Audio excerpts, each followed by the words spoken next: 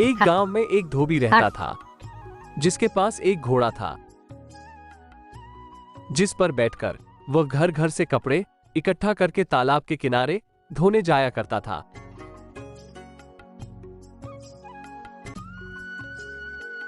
उसके घोड़े में एक खास बात थी कि कई बार धोबी के बिना भी घोड़ा कपड़ों को घर घर पहुंचा आता था।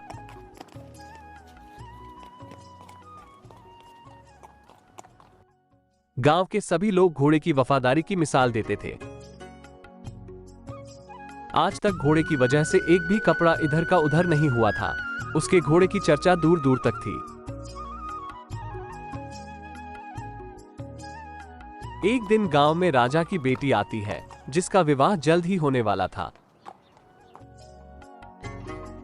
इसलिए धोबी को राजमहल बुलवाया जाता है और उसे महल के सारे कपड़े धोने का काम मिलता है। धोबी बहुत खुश होता है। चलो आज राजमहल के कपड़े धोऊंगा तो कुछ पैसे ज्यादा ही मिलेंगे। धोबी अपने घोड़े के साथ महल में पहुंचता है और बड़ी सी पोटली बनाकर अपने घोड़े के ऊपर बांध देता है और हमेशा की तरह घोड़ा अकेले ही तालाब की ओर निकल जाता है। राजा धोबी को आदेश देते हैं कि राजकुमारी की शादी है, कपड़े समय से धोकर ले आना। धोबी जवाब देते हुए कहता है, जी महाराज। धोबी खुशी खुशी तालाब के किनारे पहुंचता है, लेकिन वहां केवल उसका घोड़ा मौजूद होता है। लेकिन कपड़े की पोटली तालाब के आसपास कहीं दिखाई नहीं देती। धोबी परेशान हो जाता है और घोड़े के पास जाता है और इशारों में पोटली के बारे में पूछता है, लेकिन घोड़ा वही उचकने लगता है। धोबी को कुछ समझ नहीं आता कि घोड़ा क्या कहना चाहता है और इसने कपड़े की पोटली कहां गिरा दी। वो सोचता है कि राजा साहब तो मुझे जान से मार देंगे। धोबी भागते हुए अपने गांव पहुंचता है और गांव के हर घर में जाकर कपड़े की पोटली के बारे में पूछता है। अरे भैया श्याम लाल, क्या आप कोई कपड़े पाए हैं क्या? अरे नहीं मुरारी धोबी, हम भला दूसरे के कपड़े क्यों रखेंगे। उसे पूरा यकीन था कि घोड़े ने गलती से वो पोटली किसी के घर में दे दी होगी, लेकिन सारा गांव छानने के बाद भी कपड़ों की पोटली का कहीं पता नहीं चलता। धोबी सोचता है राजा को जाके सब सच बताना होगा, क्योंकि जितनी देर होगी राजा साहब उतना ही नाराज होंगे। अगर यह बात पता चलेगी कि उनके कपड़ों की पोटली मुझसे खो गई है। धोबी अपने घोड़े पर बैठकर राजमहल पहुंचता है और दरबार में जाकर राजा के सामने सारी बात कह देता है।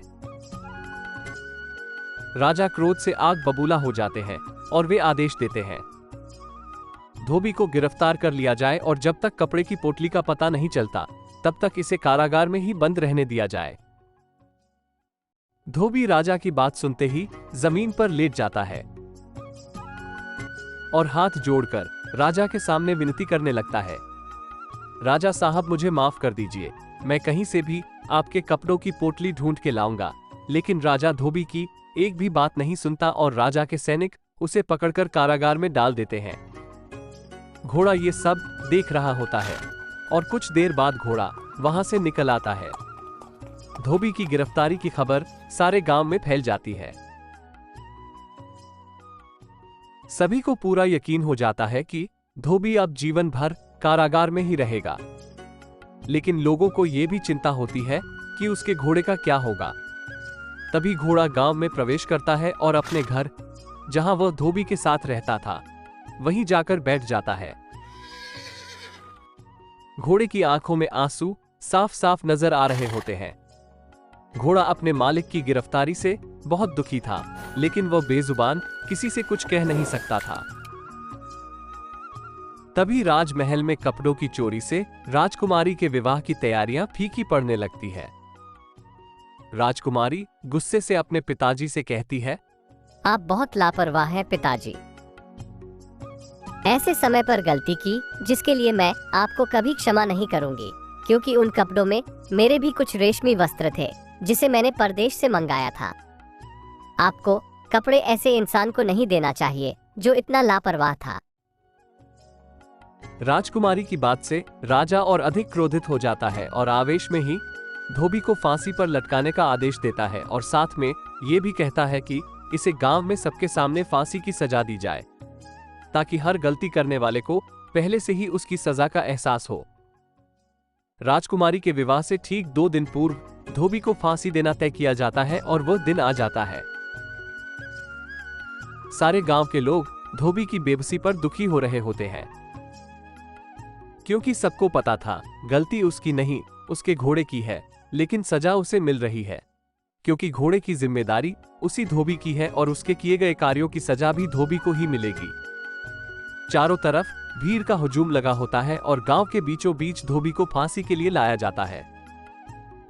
धोबी की आंखों में आंसू और चिंता की लकीरें साफ साफ नजर आ रही थी।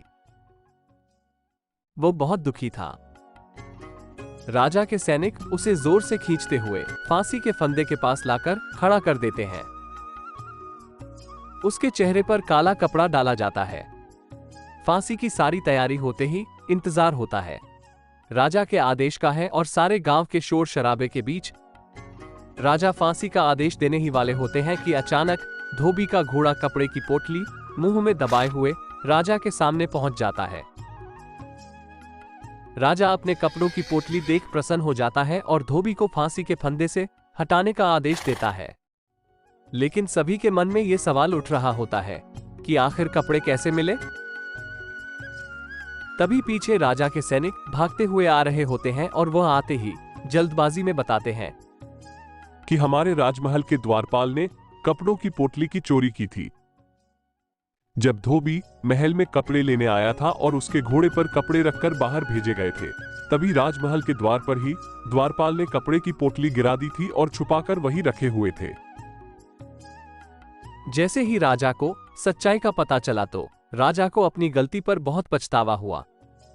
उसने तुरंत धोबी को ससम्मान राज्य का ईमानदार नागरिक घोषित किया और अपने कोषाध्यक्ष को आदेश दिया कि धोबी को स्वर्ण अशर्फियों के साथ कुछ आभूषण भी दिया जाए और साथ ही साथ उसके घोड़े के लिए कीमती हार दिए जाए।